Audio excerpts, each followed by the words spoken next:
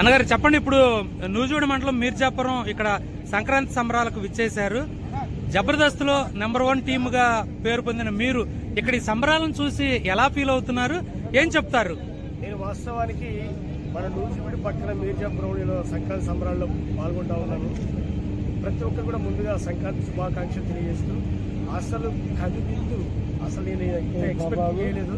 నేను చాలా చోట్ల ఇంతకు ముందు వెళ్ళాను, కానీ ఈ మీర్జాపురంలో జరిగినంత అద్భుతంగా నేను ఎక్కడ చూడలేదు. ఒక ఇంటర్నేషనల్ గేమ్స్ ఎట్లుంటాయో అంత గొప్పగా అరేంజ్మెంట్ చేసి ఇక్కడ కోళ్ల పందాలు రాయలు మొత్తం చాలా బాగా చేస్తూ ఉన్నారు.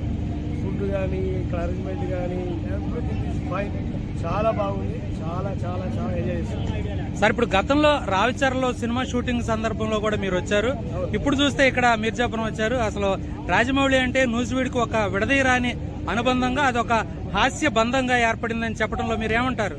నేను ఇంతవరకు నూజివీడు పరిసర ప్రాంతాల్లో కాలగమనం మూవ్ చేశాను. ఓకే సార్, చాలా అద్భుతమైన సినిమా. అవును సార్. ఆ సినిమాలో నాకు చాలా డిఫరెంట్ క్యారెక్టర్. అంటే నేను ఇంత ముందున్నటువంటి విధానం వేరు, అందరూ నన్ను కొత్తగా చూస్తారు.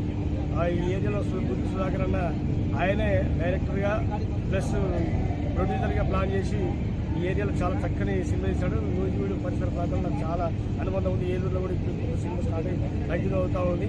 నాకు నూజివీడుకి వస్తే ఈ మామిడి తోటలు కానీ ఇక్కడ చుట్టూ పరిసర ప్రాంతాలు కానీ చాలా బాగా అనిపిస్తాయి. ప్రతి ఒక్కరు కూడా చూడదగ్గటువంటి place. Okay sir, thank you sir. మా ప్రేక్షకులు అందరి తరఫున మీకు మీ టీముకు కూడా సంక్రాంతి శుభాకాంక్షలు sir. Same thank you. Thank you sir.